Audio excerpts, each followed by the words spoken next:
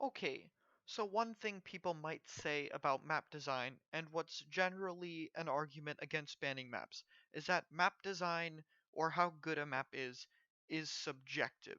The idea that it's mostly just personal preference, and then there's not really too much of a criteria for what can be objectively a bad map. However, I think there are some circumstances to where this is incorrect. And to demonstrate this, I want to show you three of the most hated maps in competitive play. Here's one of them. This is Port Mackerel. Here's another one, Walleye Warehouse. And here's another one, Arowana Mall, which a lot of top level players do not like these maps. So, is there a similarity or an objective thing that could make these maps bad? Is there something that these maps share in their overall design that could lead to them being classified as bad maps? Well, maybe this can make it a little bit easier for people to see, but aha, these maps are rectangular. They are just basically giant rectangles. This is a rectangle from spawn to spawn. Here is a rectangle from spawn to spawn. The only parts not in this rectangle are little bits in the mid. And here are again two broad rectangles with just a little bit of smaller rectangles on the sides. Why is this bad map design? Well, one thing all of these maps share is they're a big lockout hell.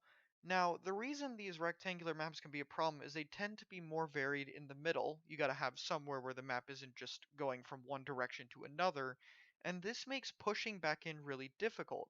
On top of that, being rectangular means the spawn area and the ways to leave it are small. Look at where I can leave spawn on Walleye, for example.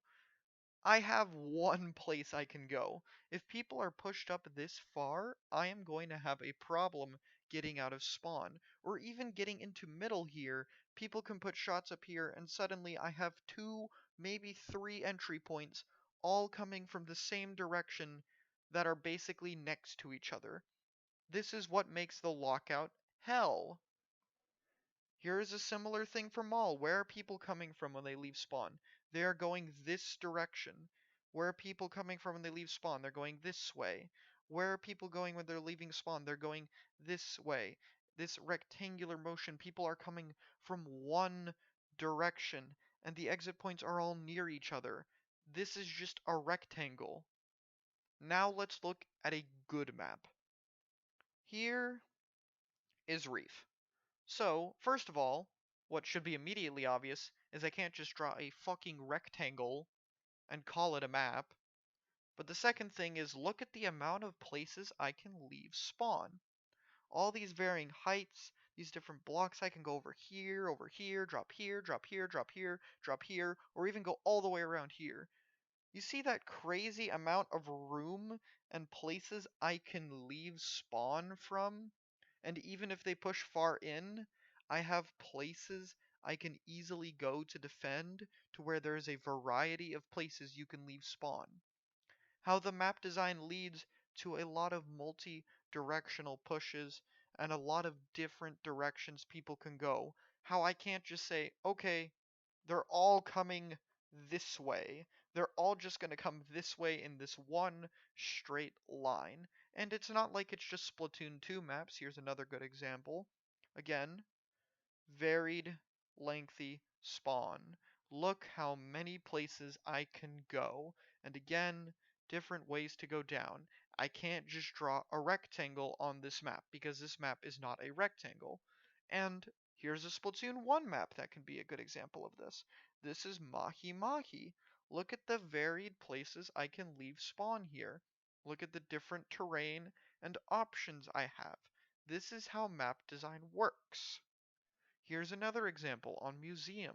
This is what good map design looks like.